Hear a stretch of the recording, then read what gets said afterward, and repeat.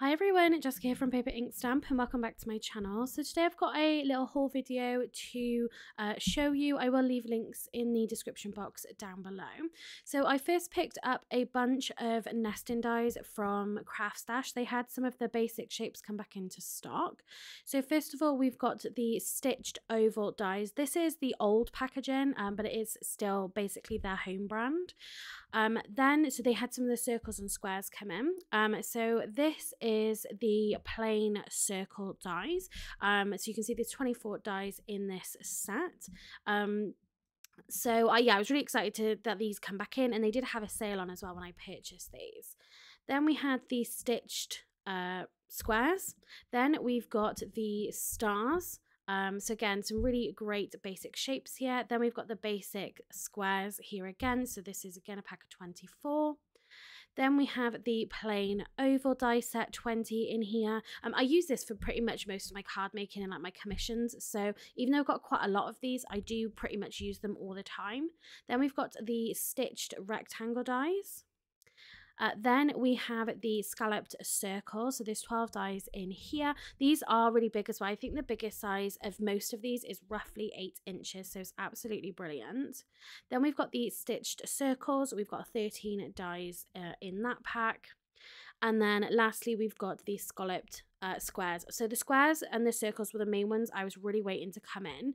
The squares more so than the circles. I've checked and they do still have a bunch of these in stock. Like I said, I'll leave links to everything down below. Some of it might possibly be out of stock, but it is worth keeping an eye out on the Craftstash website. If you are looking for basic dies and items like these nesting dies, I think these ones from Creative Craft Products are absolutely perfect. I think they're brilliant. They work together really well. So I'm just going to show you the square versions here. So I've got 3 of these now. So you've got plain, scalloped and stitched. They also do the filigree. They've just brought out some new notched edged ones as well, which I can leave a link to if you want to check those out. But definitely take a look at their products. They're really reasonably priced, and very often they have a sale on as well. Like I said, I bought these, I don't think it was Black Friday, but it was definitely before Christmas, and they had a sale on for it. So I got most of them probably about half price. So it definitely,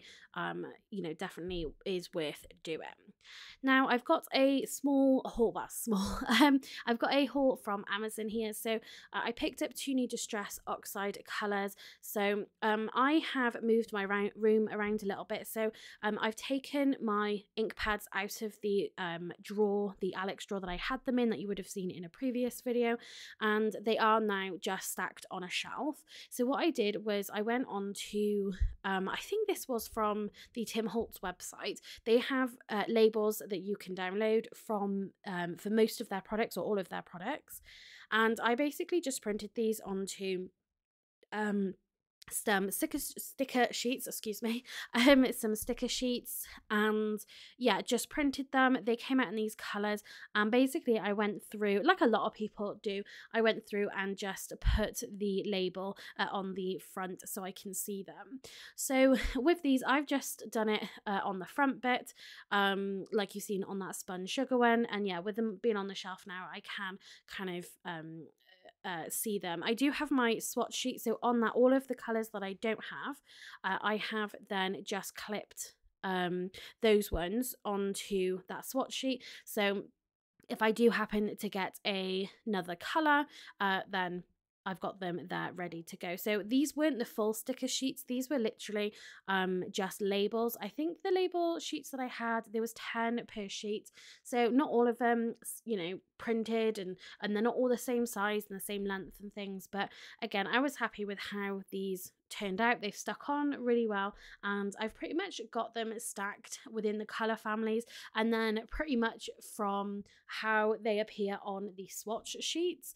I use these swatch sheets all the time. I would highly recommend getting them, if you haven't, just downloading them, printing them, and just add a small swatch, because it really does make a big difference. Because you know, the color on the label and things might not necessarily look exactly how you want it to. It might depend how it's printed, it might depend how something you've printed out and the sort of the colors of that. So I would definitely look at getting these swatch sheets and just filling them in, and then just swatch them onto the cardstock that you tend to use most often. That way then you'll be able to see exactly how those colors are going to look.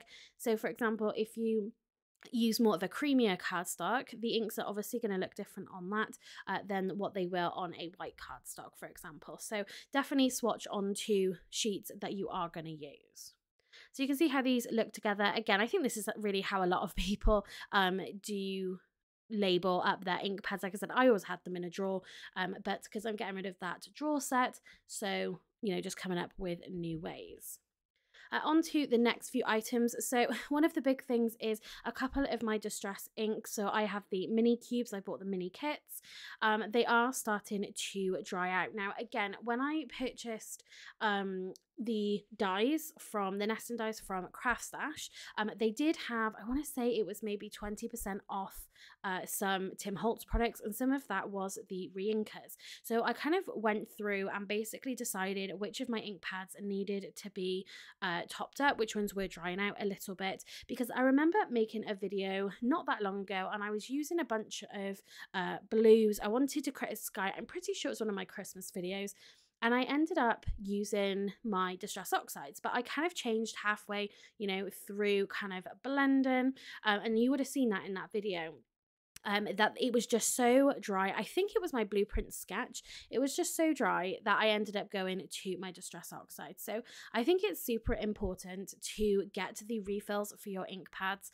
I think it stops you kind of maybe from thinking about purchasing a different set of ink pads maybe, or I don't know, just feeling like it's not a really great product. But I think one of the big things is, you know, you've already paid out to kind of get these inks and things.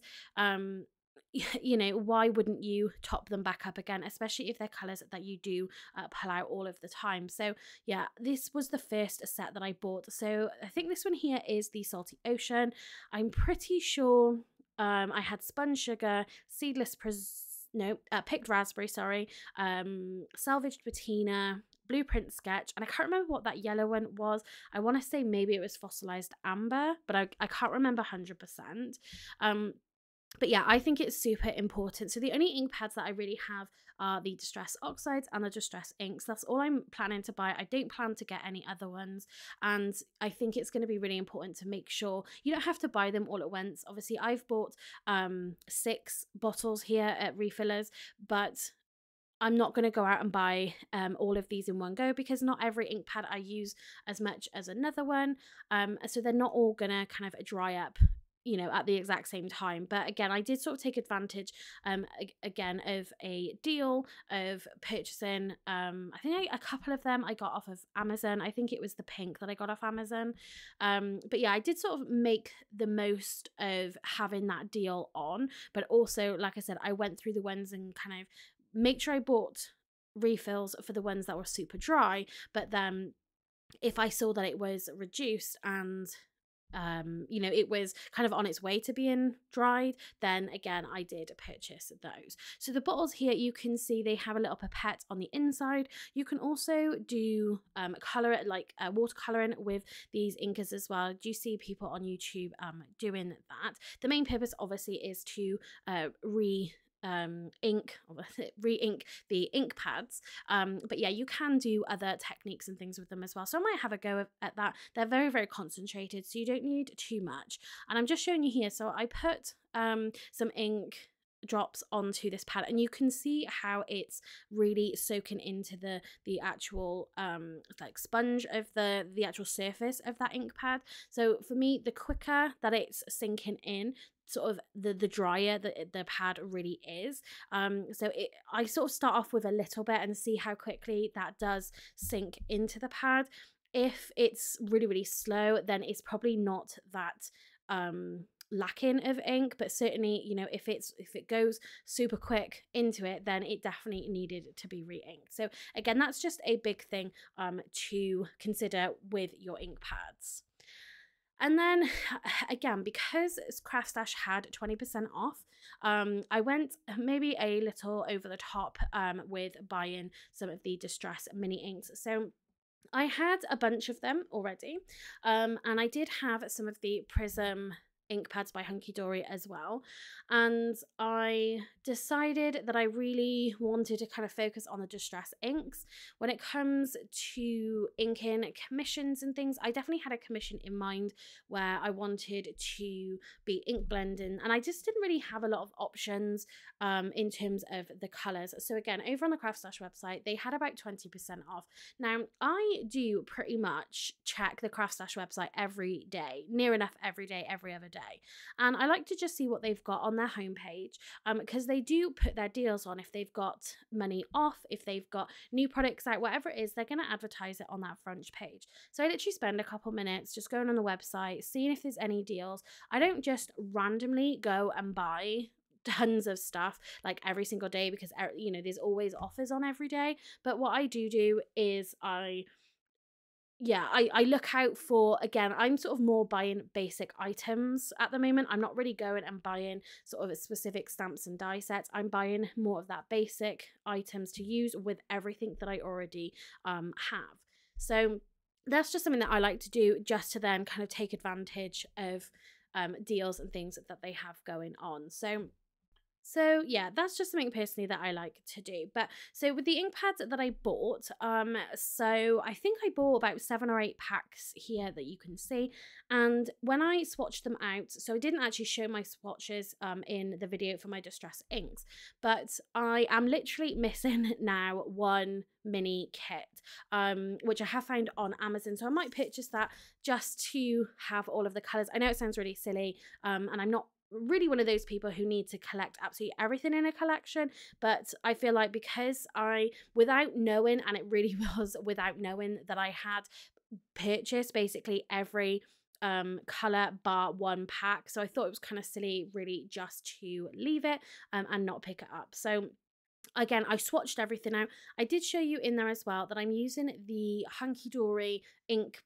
I don't think they're specifically for the ink pad storage, but you've seen me use them in the past. I've got a few of them. I've basically taken all of the Prism inks out, and yeah, I've stored all of my ink cubes in there. So in future videos, you will see those come sort of in and out when I am going to be doing some ink blending. You'll see that I'll have all the colours in there. I'm pretty much having the colour family almost per pot. Is kind of worked out nicely that way. And also I've then again followed the swatch sheet in terms of how I've organised these. So I'm pretty much up to date, I think, in terms of the mini kits, because they only bring them out when they've released 4 new colours, and then that is the new mini kit. I think the last one to come out that I've got here is Saltwater Taffy, because that's the only one that doesn't have a designated square on the swatch sheet.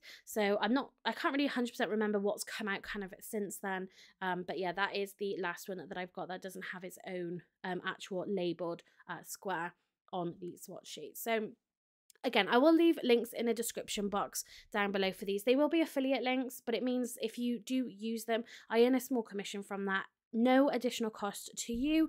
You don't see any increased prices through using that link, but it does mean that I can earn a small amount of money when you do use them. So that was my little haul, again, before Christmas and a little bit after Christmas as well. But I really wanted to share those with you, and certainly the dies as well, I think, are just such a brilliant staple piece.